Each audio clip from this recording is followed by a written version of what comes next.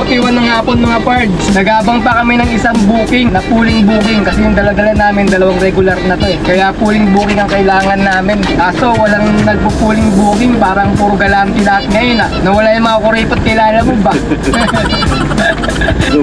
Walang pooling booking na lumalabas o kanina pa. Puro regular eh, saka priority. Ito mga pards, nakakuha na kami ng pang triple booking namin. Hapon na kasi mga pards, no choice na tayo kundi magdala talaga ng 3 booking. Kasi baka makarating tayo sa drop off natin gabi na eh. Pauwi na rin tayo nun, kaya kailangan talaga sabayan pa natin ng isa, 3.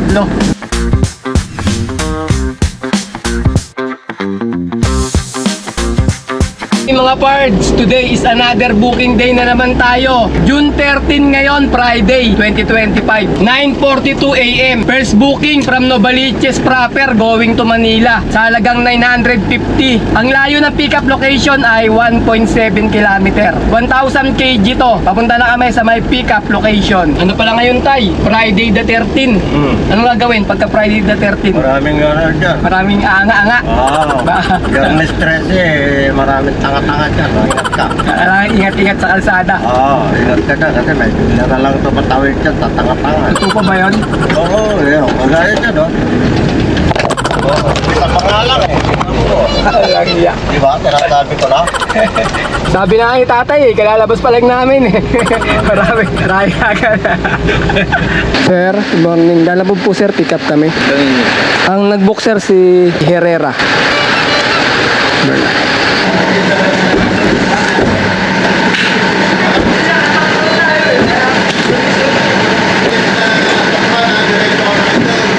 Signature over printed name sa check, bali 4 na mag-suit. Sir, ibigay po ito sa guard para po maklaim yung order. Ito naman sir yung ibibigay ko sa drop. Drop off.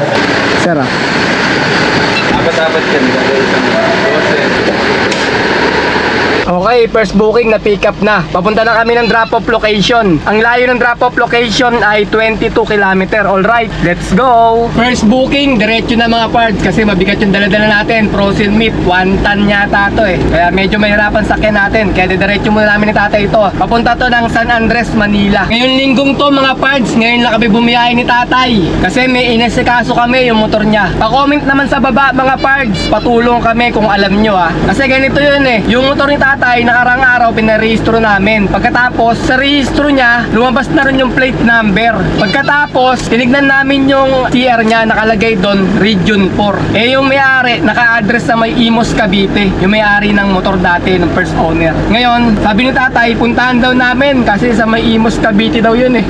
Yung ano niya, yung mother file. Kaya ginawa namin tatay, kinabukasan pinuntahan namin ng Imos para kunin yung plaka sa may LTO. Or kung wala sa LTO, doon namin hanapin sa may kasa. Itatanong namin sa LTO kung saan kasa ang kumuha nung plaka. Kasi yung first owner, hindi siya nagbenta. Bale, parang buy and sell lang eh. Ganun lang bilan namin. Ngayon, nakalimutan namin itanong kung saan yung ano nun, yung kasa na pinanggalingan niya. Eh, matagal na panahon na rin nung nabili namin yun. Wala pa yung ano na yan eh. Yung bagong batas na kailangan yung motor nasa pangalan mo. Dati pwede pa yung kahit hindi mo pangalan. Ngayon, ginawa namin, kinabukasan, lumipad kami.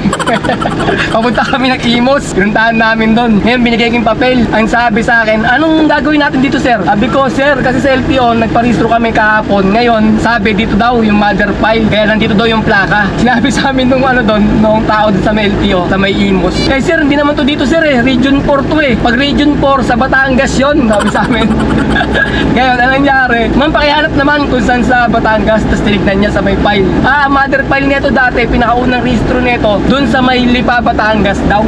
Nasa Imos Cavite kami. Inisip namin, layo Lipa, Batangas. Naisip ko, yung pangalan kasi ng first owner, dun lang sa may Imos, Cavite. Minap ko, mga 4 kilometer lang. Pinuntahan namin eh, yung bahay eh. Ngayon yung bahay, ano niya eh, nire-renovate yung bahay, ginagawang store. Parang binababa ng ganun, anong tawag dun, yung sliding na ano. Victor. Sliding din, Victor yun. Yung pinihila na ganun, tapos pinapadlock. Hindi ko alam kung anong tawag dun mga parts eh. Ayun na, ginagawa yun. Tapos, walang tao, walang nagagawa. Parang walang nagagawa kasi mga parts, walang tao. Nakasarado, nakalock yung bahay. Ngayon, ganun siya kaharap na tindahan. Doon ako nagtanong, sabi ko, ma'am, kakilala niyo ba ito sa may harapan? Kasi ganyan, pinaliwanag ko nga tungkol sa plaka. Sabi niya, minsan nandyan yung may-ari, sabi niya. Ngayon pinakita ko yung pangalan, baka kilala niya yun, yung pangalan ng first owner ng motor. Tapos pinakita ko yung ID. Tinignan niya, hindi niya mamukhaan kung ayun daw yun, yung nakikita niya daw doon. Ginawa niya, kinuha niya yung contact number namin. Kung gusto mo, kakausapin ko. Ngayon, iwan mo sa akin yung number mo. Pagka napatunayan natin na siya yun, ngayon, kukontakin kita. Kaalamin natin. Bigay ko rin yung contact number niya sa'yo para makontak mo rin. Sabi ganun. Kaya mabait yung ano doon yung nagbabantay rin sa harapan ng tindahan nila. Ngayon, umuwi kami ni tatay. Nag-iisip kami ngayon kung anong gagawin namin kasi ang layo Lipa Batangas mga parts yung LTO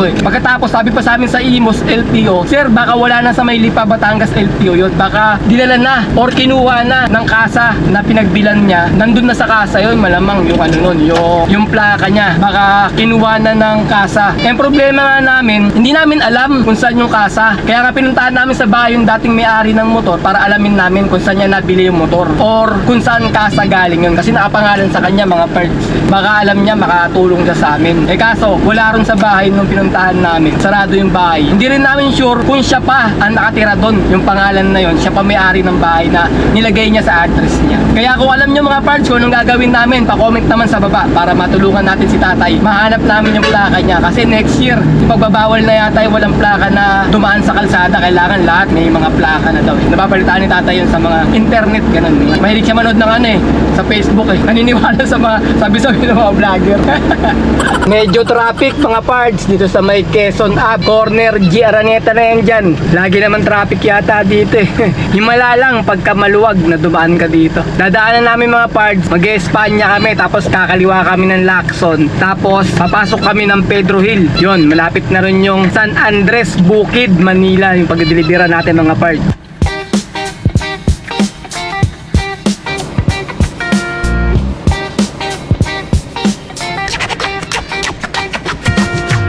Ang tagal ka dyan, mga ano niyan, para ka nasa ano niyan, Mount Everest. Record mo, palagay ko maninigas ka na. Ninigas ka dyan, hindi ka tatagal dyan. Musok kayo.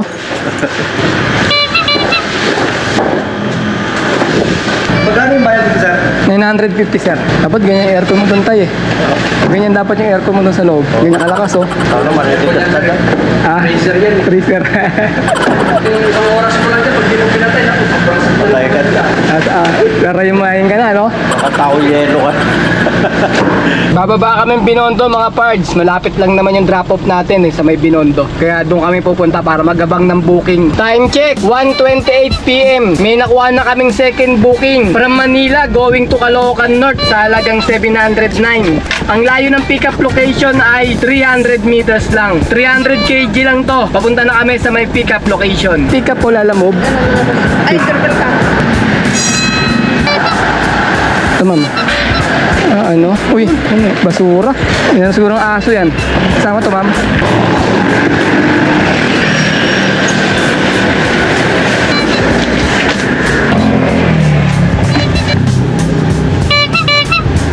Time check, 2:10 PM. May nakuha na kaming pangatlong booking. Pangsabay namin to mga parts. Pang double booking natin to. From Manila, going to Pasong Putik proper sa halagang 864. Ang layo ng pickup location ay 800 meters lang. 1,000 kg to. Papunta na kami sa may pickup location. Kaya lang siya, tingnan ko ulit. Kay yung pickup JP, yung nag-book Cabisares. Papunta kay Mark. Kaya liwanagan ko, hindi. Pangalan niya, ano pangalan? Tama. Doon yung bayad sir, no? Sa kanila na. Siya rin nag-book yan, no? Sige. Salamat sir. 2:41 ng hapon mga pards. Nagabang pa kami ng isang booking na pooling booking kasi yung dala-dala namin dalawang regular na to Kaya pooling booking ang kailangan namin. Kaso walang nagpo-pooling booking, parang puro galanti lahat ngayon Nawala yung mga kuripot, kilala mo ba? Walang pooling booking na lumalabas kanina pa. Puro regular naka-priority. Hindi namin makuha yung yung regular sinubukan ko na kanina Meron sana Ayaw. Papunta rin ng Caloocan North. Ayaw bigay sa amin kasi dalawang regular na kami. Ito mga parts, nakakuha na kami ng pang triple booking namin. Isang kuripot. Nakakuha kami kuripot na booking. Pooling booking from Manila going to Caloocan North sa halagang 523. Ang layo ng pickup location ay 2.7 km. 300 kg lang to. Papunta na kami sa may pickup location. Yan. Diretso mo na lang kaya yung dun, tay. Sa may banda sa akin. Yan. Para lumuwag.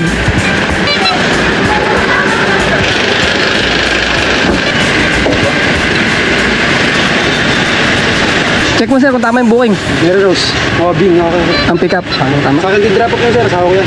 Ah, sawa mo? Sige, di ba? Oo. Yan. Sa inyo rin pala drop off. Oh, sige, sige.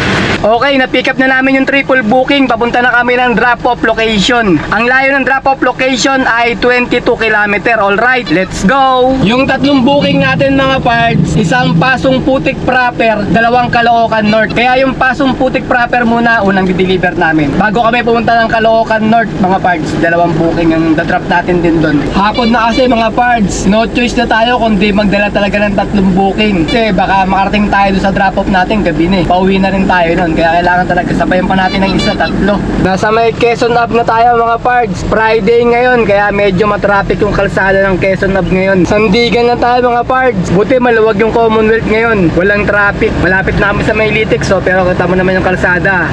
Mabilis pa rin yung andaran. Malatay, no? Walang tumatawag sa atin ngayon. Customer natin. Mukhang mababait yung mga client natin ngayon. Katagalan na tayo eh. Ang hirap magano sa Manila. Mag-pick up. Matraffic mga parts. Kaya ano oras na ba? 5:19 na ng hapon. Malapit na mag-alas 6.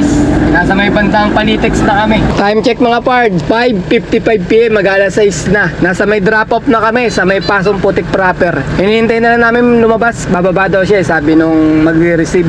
May 14 ka ba sir? Wala eh. Wala. Kano ba yan? 864. May 870 na kunin mo. Ako ka na sir. Wala na ba yung nakakul ko? May na? Na? Abang lang. Abang yan. Tao mo na! Oo. Sir. Thank you sir. Okay, next drop off naman tayo mga pards. Papunta tayo ng Caloocan North. Ang layo ng drop off location ay 5.5 km. Alright, let's go! Medyo matraffic mga pards, kaya medyo gagabi na kami ni tatay makauwi nito ng bahay. Biyernes talaga ngayon, matraffic.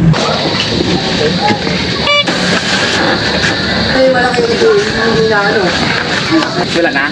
Wala na sir, okay na. Sige, thank you sir ah. Okay na. Okay na.